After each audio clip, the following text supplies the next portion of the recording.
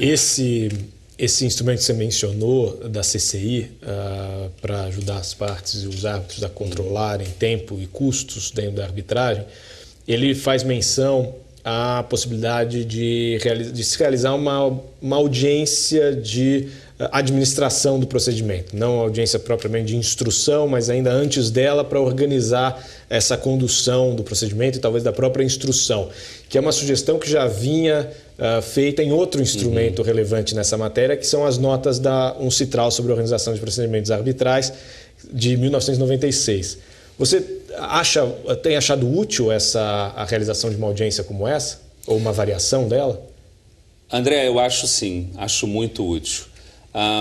No regulamento atual, no regulamento vigente da CCI, o artigo 24 exige uma conferência a realização de uma conferência sobre a condução do procedimento, que pode ser presencial ou por via telefônica ou videoconferência. Nessa conferência sobre a condução do procedimento, surge a oportunidade, a meu ver, de as partes, juntamente com o Tribunal Arbitral, porem as questões, colocarem na mesa as principais questões do procedimento, não é? E discutirem-nas com os árbitros, visando a que o procedimento tenha o curso mais suave e eficiente possível. Em paralelo a isso, ou de forma análoga, digamos assim, aqui no Brasil, a nossa prática em arbitragens domésticas meio que se consolidou na realização de reuniões para assinatura do termo de arbitragem, em que também se discutem no âmbito do próprio estabelecimento do cronograma procedimental temas relacionados à condução do procedimento de uma maneira geral. Então, seja a arbitragem CCI, a Case Management Conference, seja a arbitragem doméstica, a reunião de assinatura do termo de arbitragem, esta normalmente uma reunião presencial, elas servem a esse propósito de, num primeiro momento, as partes já se sentindo donas do próprio procedimento, disporem sobre aquilo que elas consideram o melhor para chegar à arbitragem a bom termo. E nesse ponto, assim, nós que advogamos também no judiciário, a gente repara muito claramente que a vantagem da arbitragem sobre o processo judicial, né? Sobre como responsabilizar a parte, responsabilizar os advogados pela condução do procedimento, traz à mesa muitas soluções mais razoáveis, mais lúcidas, enfim, mais eficientes, e reprime condutas protelatórias, condutas, enfim, abusivas, que eventualmente possam perturbar a continuidade da arbitragem.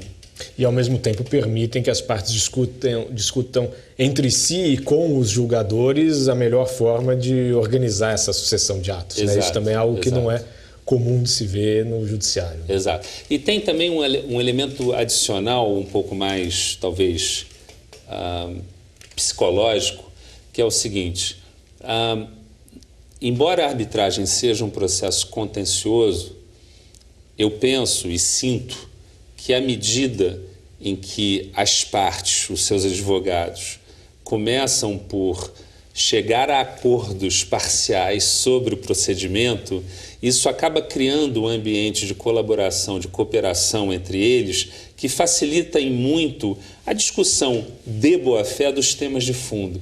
Então, as chances para que se criem também espaços de convergência, espaços para um eventual acordo, ainda que seja parcial, sobre determinados temas, acaba sendo muito maior do que num processo impessoal como é o nosso processo judicial atual. Você havia comentado comigo que acha útil uma versão também dessa audiência de case management focada na instrução. Como é isso? Bom, muitas vezes as partes, ao formularem os seus pedidos e ao detalharem esses pedidos na fase postelatória, em todas as rodadas, 2, 3, 4 rodadas que tenham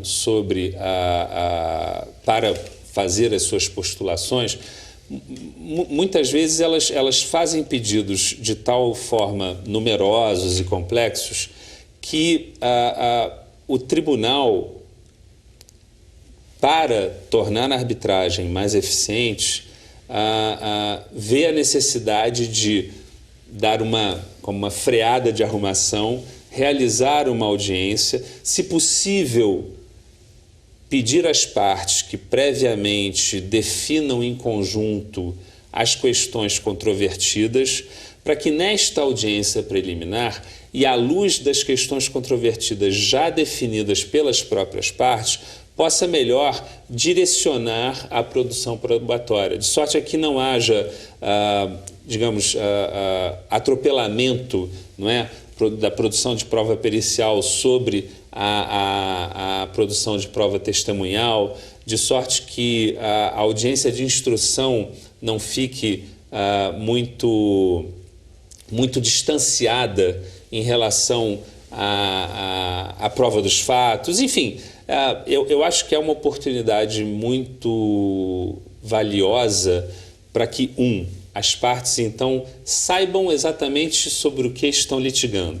2, que o tribunal também saiba exatamente sobre o que as partes estão litigando. E, a partir daí, possa enfatizar, possa focar a produção probatória naquelas questões controvertidas, deixando de lado tudo aquilo que, enfim, foi alegado e que, na verdade, não importa para a solução do litígio. Então, ou eventualmente está até em controvérsia. Ou em controvérsia, exatamente. Então, você separa o joio do trigo e aí dá mais foco à condução do procedimento. Acho que é importante, ela não é, útil em todos os casos. Há casos em que essas questões controvertidas já se encontram bem definidas desde o termo de arbitragem, mas há outros em que elas vão meio que evoluindo, né, na fase postulatória da arbitragem. Então, ela se torna útil nessas situações.